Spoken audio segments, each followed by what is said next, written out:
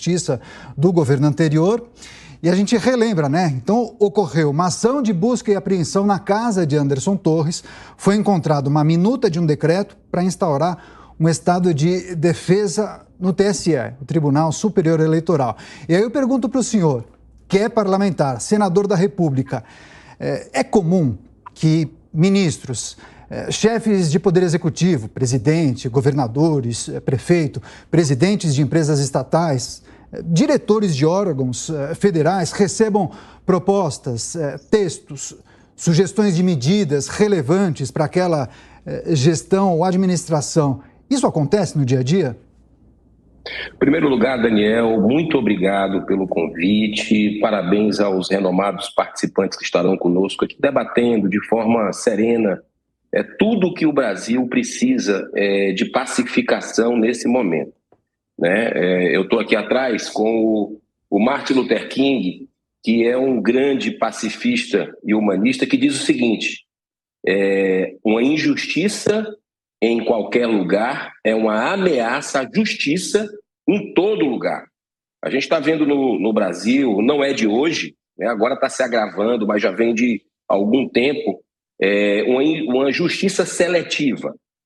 A gente percebe que aqueles que deveriam resguardar a Constituição são os primeiros a desrespeitá-la, a rasgar, e isso causa uma insatisfação muito grande na população brasileira, que está gostando de política. Esse é o lado bom. Mas o lado ruim é que tem alguns radicais que foram para a violência no último domingo. Isso jamais se justifica. Isso faz perder a razão. Agora, nesse momento, a gente tem que obedecer ao que está no devido processo legal. Vamos assim, falar, convenhamos, o afastamento do Ibanez, com todas as restrições que eu tenho a ele, algumas condutas, o modo de administrar, mas foi um equívoco sem tamanho, não é prerrogativa do STF. Aquilo tinha que ter o STJ fazendo todo o procedimento, uma denúncia partindo dos órgãos competentes para que fosse instaurado isso. E foi tirado numa canetada. Inclusive ficou até estranho, Daniel, porque 2 dias depois, 3 dias, se eu não me engano, nós fizemos uma sessão no Senado sobre a intervenção, que um ministro do STF já tinha tirado o governador. Então, quer dizer, ficou um negócio meio sem sentido, meio como um teatro que aconteceu no Senado Federal. Então, as coisas estão sendo atropeladas. Esse caso do ministro Anderson Torres, é claro que nós precisamos ver, analisar, à luz da lei, sem caça às bruxas, sem revanchismo. Não é porque ele foi ministro do Bolsonaro, acho que isso, de uma certa forma, está ofuscando tudo, mas à luz da lei, que tipo de omissão houve? Agora, um documento, eu recebo, Daniel, dezenas de documentos andando nos mercados, seja de São Paulo, seja do Ceará, seja de Brasília, nas ruas, as pessoas com sugestões, às vezes sem noção nenhuma, mas com sugestões. Isso aí a gente recebe, guarda, dá depois o devido esclarecimento sobre aquilo, mas não houve nada que se comprovasse, e aí a gente tem que ser sereno, a autoria do documento, e é como se coloca aqui, o direito penal, ele não admite punição, mesmo que seja algo intencional aí, que tivesse, mas não admite punição para atos preparatórios, entendeu? Então, a gente precisa, nessa hora, ter muita calma, e procurar observar. E perguntar também, e o governo federal? Nós temos que ver todos. O GDF, em suas omissões, tem que ser punido.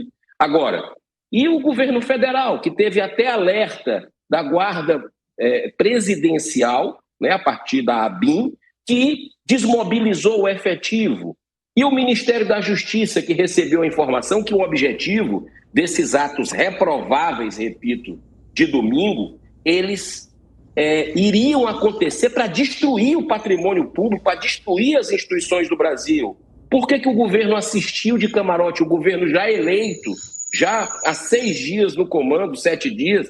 Então, tem muita coisa para ser esclarecida e hoje eu quero aproveitar a audiência altíssima e dizer que já entrei com ofício desde ontem à noite, tanto para o Ministério da Justiça, quanto para o GSI, como também para o Ministério da Defesa, um pedido de informações sobre por que tanta indiferença com os alertas da ABIN com relação à proteção da área ali da esplanada dos ministérios, dos prédios públicos. Certamente muitos assuntos para serem debatidos e várias apurações estão sendo feitas em várias frentes, não é mesmo, senador? Agora eu quero colocar na nossa discussão nosso outro convidado, o jurista e professor César Dario Mariano, que sempre colabora com a gente aqui na programação da Jovem Pan News. Doutor, após a divulgação dessa notícia, que esse documento, essa minuta de um decreto foi encontrado na casa de Anderson Torres, o ex-ministro se pronunciou. Eu acho importante a gente destacar, eu vou abrir aspas, porque escreveu o ex-ministro da Justiça e também ex-secretário de Segurança Pública do DF. No cargo de ministro da Justiça, nos deparamos com audiências, sugestões e propostas dos mais diversos tipos. Cabe a quem ocupa tal posição o discernimento de entender o que efetivamente contribui para o Brasil. Havia em minha casa uma pilha de documentos para descarte, onde muito provavelmente o material descrito na reportagem foi encontrado. Tudo seria levado para ser triturado oportunamente no Ministério da Justiça e Segurança Pública. O citado documento foi apanhado quando eu não estava lá, na casa dele, e vazado fora de contexto, ajudando a alimentar narrativas falaciosas contra mim. Eu fecho aspas. Esse foi o posicionamento de Anderson Torres, ex-ministro da Justiça, na gestão de Jair Bolsonaro. Doutor, esse dispositivo que consta nesse decreto, nessa minuta, esse esboço de decreto, é constitucional? Esse estado de defesa está previsto, inclusive, no artigo 136 da Constituição, mas é uma medida para ser aplicada em quais situações? Poderia o TSE ser alvo de uma medida dessa? Uma vez decretado, teria efeito imediato? Eu gostaria que, por gentileza, o senhor contribuísse para a nossa audiência e nos explicasse brevemente. Boa tarde, Daniel. Boa tarde, senador. Boa tarde, outro convidado, que não lembro o nome. Boa tarde aos telespectadores.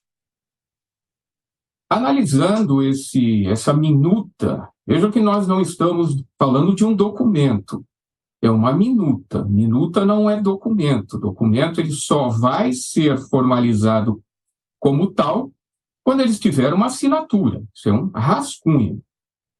Quando nós pensamos em estado de defesa, é uma das 3 medidas de exceção previstas na Constituição Federal. Temos a intervenção federal, que é a que foi decretada no Distrito Federal. Temos o estado de defesa e o estado de sítio. O estado de defesa é o intermediário no que diz respeito à gravidade. Então, todas as vezes que o presidente da República, que é o responsável pela decretação desse estado de defesa, ele verificar em locais restritos algum acontecimento que coloque em risco a paz social, que traga uma comoção social, uma ordem pública, ou seja, algo efetivamente grave em locais restritos. E quando falamos em locais restritos, é região. Não é um prédio, não é um poder, é região. Então, pode ser um estado, pode ser um município, um local determinado. Ele pode decretar o estado de defesa. Esse decreto de estado de defesa, ele vai ser encaminhado ao Congresso Nacional no prazo de 24 horas. Se o Congresso estiver em recesso, no prazo de 5 dias haverá uma convocação extraordinária e em 10 dias tem de ser deliberado. O Congresso pode aprovar esse estado de defesa ou reprovar. Aprovando, efetivamente, esse estado de defesa vai perdurar pelo prazo de 30 dias, prorrogável por mais 30 dias, desde que haja uma justificação. Se o Congresso entender que não é o caso, ele indefere e volta tudo como era antes. No estado de defesa, nós temos diversas restrições a direitos e garantias fundamentais. Direito de reunião, direito à comunicação, tudo isso daí pode ser restrito. A pessoa perde o direito à privacidade e poderá, por ordem do executor, haver a interceptação telefônica, de correspondência, telemática. Não existe mais, a Constituição fala em telégrafo, mas não temos mais telégrafo, o análogo seria a telemática. E durante esse tempo, o executor... Doutor, eu preciso pedir licença, porque temos imagens ao vivo de Brasília. Flávio Dino, ministro da Justiça e Segurança Pública, falando neste momento.